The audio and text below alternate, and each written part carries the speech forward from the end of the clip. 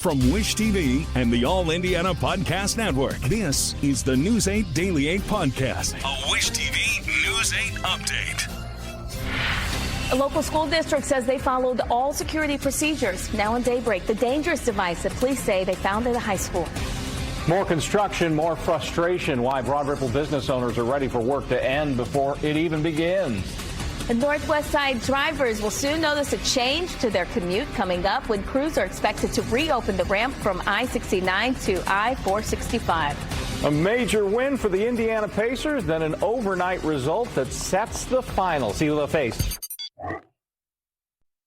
Audible's romance collection has something to satisfy every side of you. When it comes to what kind of romance you're into, you don't have to choose just one. Fancy a dalliance with a duke, or maybe a steamy billionaire. You could find a book boyfriend in the city and another one tearing it up on the hockey field. And if nothing on this earth satisfies, you can always find love in another realm. Discover modern rom-coms from authors like Lily Chu and Ali Hazelwood, the latest romantasy series from Sarah J. Maas and Rebecca Yarros, plus Regency favorites like Bridgerton and Outlander. And of course, all the really steamy stuff. Your first great love story is free when you sign up for a free 30-day trial at audible.com/Wondery. That's audible.com/Wondery. Oh, it's busy December 8th. We appreciate you starting your morning here on News 8. It's Marcus Bailey. 50s to start. That's fantastic. Isn't that crazy? I mean, we take that for a high on December 8th, but we're going to climb the ladder a little bit. I think we're about as nice as yesterday. Yeah. And again, like I said yesterday, if there was anything to complain about, it was a little breezy, but it wasn't too problematic. We're probably going to have to deal with that again here for the day today. We may see a little more cloud cover on the way today as well, but still, plenty of sunshine. We're into the mid-40s around central Indiana. I've got us at 50 here in Indianapolis. Keep in mind, our average high temperature for this date should be closer to 42 or 43, so we're about 8 to 10 degrees warmer than average across all of central Indiana, really all of the state. Coldest spots right now, Fort Wayne at 40, Richmond is at 37, but everybody else is in the mid to upper 40s so far this morning, so it is a very mild start for this time of year. Winds are noticeable when you step outside, sustained at around 15 to 20, gusting closer to 25. I think that's going to be an issue again today. Everything coming straight out of the south, so that's helping to drive some of this milder air. Wind gusts as we go through the day today, you're likely going to see anywhere between 20 to 25 miles per hour. That will continue into Saturday and potentially on Sunday as well, as you'll see those winds kind of scooting from the north and west eventually and bringing sharply colder temperatures. But let's enjoy the mild temperatures today. 46 at 8 o'clock. By lunchtime, we're up to 52, and I do think we'll see some increasing clouds, but still plenty of sunshine overhead. Then we'll go mostly cloudy as we go through the afternoon today. Highs back into the mid-50s. This does set the stage for an active weather pattern heading into the weekend. We introduce some rain chances as early as bedtime tonight, and it could make for a soaking rain for parts of our state on Saturday. We'll time all that out and talk about the chilly air back behind this system to wrap up the weekend. It's all in my Storm Track 8 forecast coming your way in just a few minutes. Tara, it's 6:03, and we're following breaking news. Indianapolis Fire Department is on the scene of a house fire. It's on the southwest side. The home, we're told, is a complete loss. This is a live look. It's in the 1300 block of South Belmont near Howard Street. IFD says they found a 45-year-old man in the back room. We're told he wasn't breathing at first, but then he was rushed to the hospital. We do not have his condition right now, but we're still working with the fire department to get more information. And we will keep you posted on air and online, WishTV.com. Also breaking, a new rocket attack on the U.S. Embassy compound in Iraq. It happened early this morning. U.S. officials say 2 rockets caused minor damage and that no one is hurt. It is the latest of several attacks targeting American bases in the Middle East. State Department ordered non-essential personnel out of the embassy compound in October because of increasing violence. Militias backed by Iran have claimed responsibility for the past attacks. No word yet if that's again the case. Job's not finished. Ben Matherin says there's still work to do, but a historic trophy is very close. Indiana Pacers now know who they'll have to beat to win the first ever NBA Cup. It'll be Pacers against LeBron James and the Lakers Saturday night. The game is in Las Vegas, but Pacer fans can watch together at the Gainbridge Fieldhouse. Details about that in a moment. But our Andrew Chernoff reports on the Pacers' upset win over the Milwaukee Bucks. Good morning from Las Vegas, Nevada, where the Indiana Pacers get to stay a little bit longer. That's because the Blue and Gold took care of business last night against the Bucks in the in-season tournament semifinal round, punching their tickets to the championship game, which will take place tomorrow on Saturday. Another impressive performance by the Blue and Gold. You know, when these brackets came out, when you started to learn about the quarterfinal round matchups in this in-season tournament, a lot of people thought it'd be Boston who would come out of the East. And then when the Pacers won, a lot of people thought the Bucks would beat the Pacers to advance to the championship game. Well, neither of those scenarios played out that way. Instead, it's the Pacers who are shocking the country in advancing to the championship game. We're a disruptor. A lot of people didn't want us here. We don't care about that.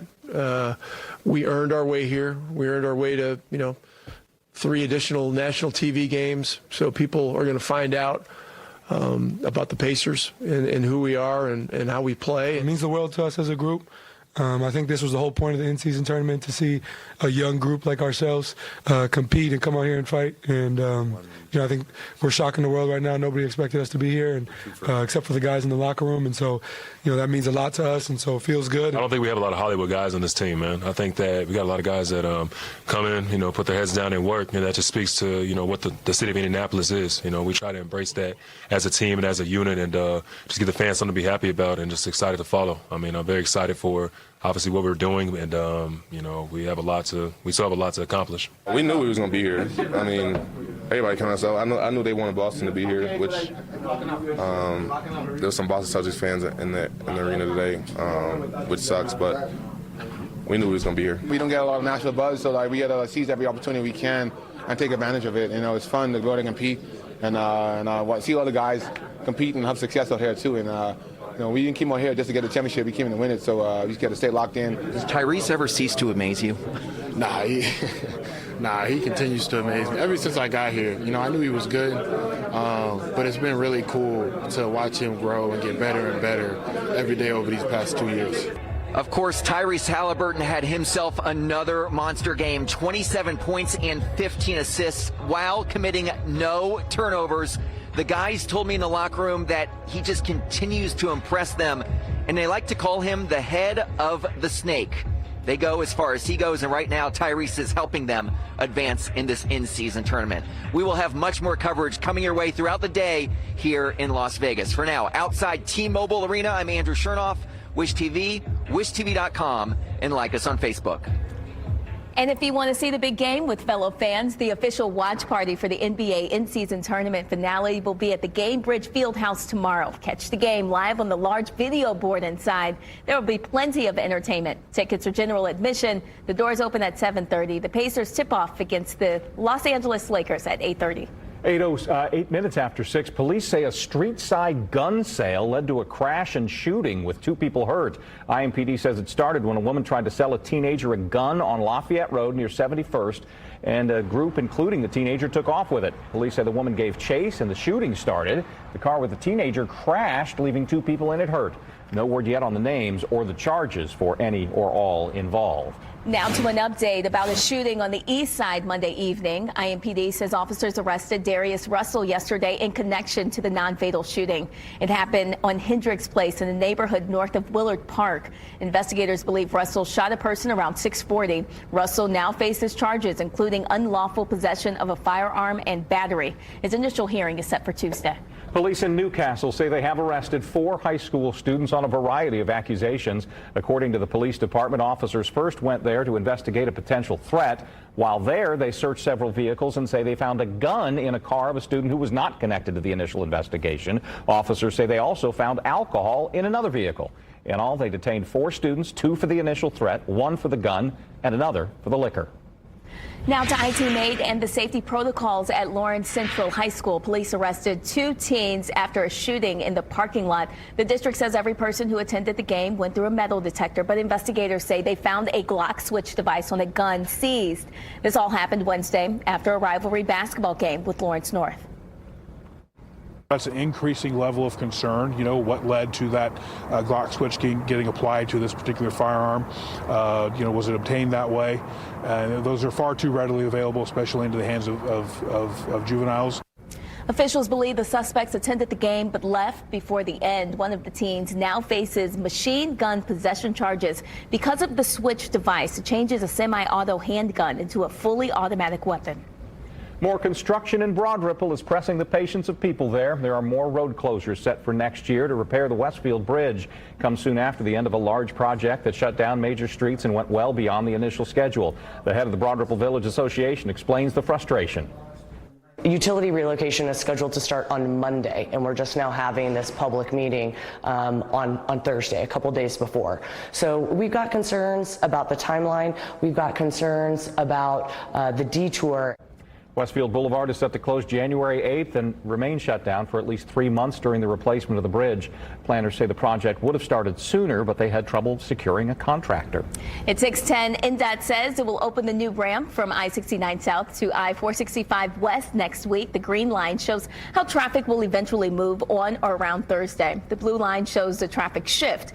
Crews are expected to be finished by next Friday. Once complete, drivers will use the new pavement on I-465 near Allisonville Road. INDOT says the new ramp is also the first of 14 new bridges being built. I think a lot of people are going to be really excited to see this, especially with the added travel lanes, new pavement.